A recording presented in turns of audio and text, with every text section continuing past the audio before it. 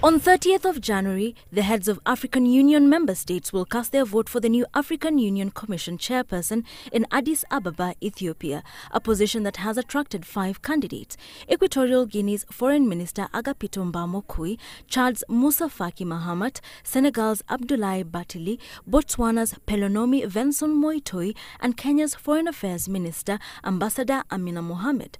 And while Kenya has high hopes of success, we have already visited all the African countries, the last 2 today, Benin and Cape Verde. And what we now are anticipating and hoping for is that support will convert into votes.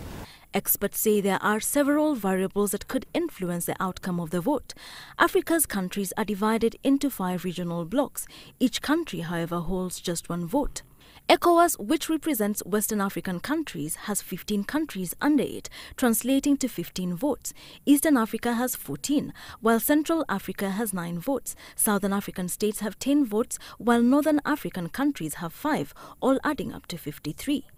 In order to clinch the position of AU Commission Chair, a candidate will have to get 2/3 of the vote. However, with 3 out of the 5 regional blocs fielding candidates, it is unlikely that any candidate will win it in the first round. Eastern African countries have already endorsed Kenya's candidate, which, barring any unforeseen circumstances, would translate into 14 votes for Kenya. ECOWAS, which has 15 votes, has 2 candidates, one from Senegal and another from Equatorial Guinea. The regional blocs may choose to support one candidate. Individual countries may decide to go their own way, casting a vote for whichever country they please.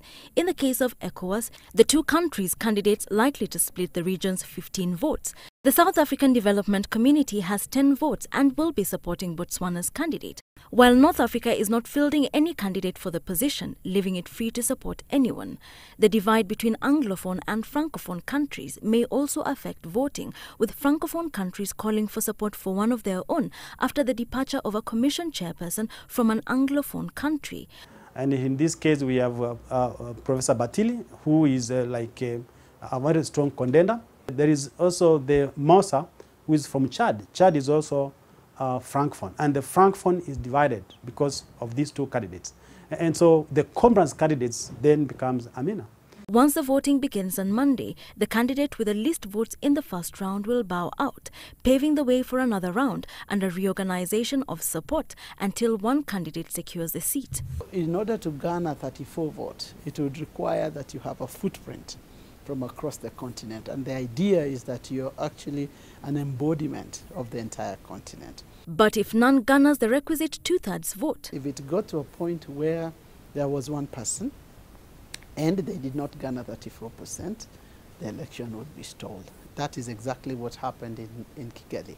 There are 10 positions, including AUC Deputy Chairperson and 8 commissioners to fill, and countries interested in various posts will be lobbying each other for support. Wilkis Anyabwa, Citizen TV.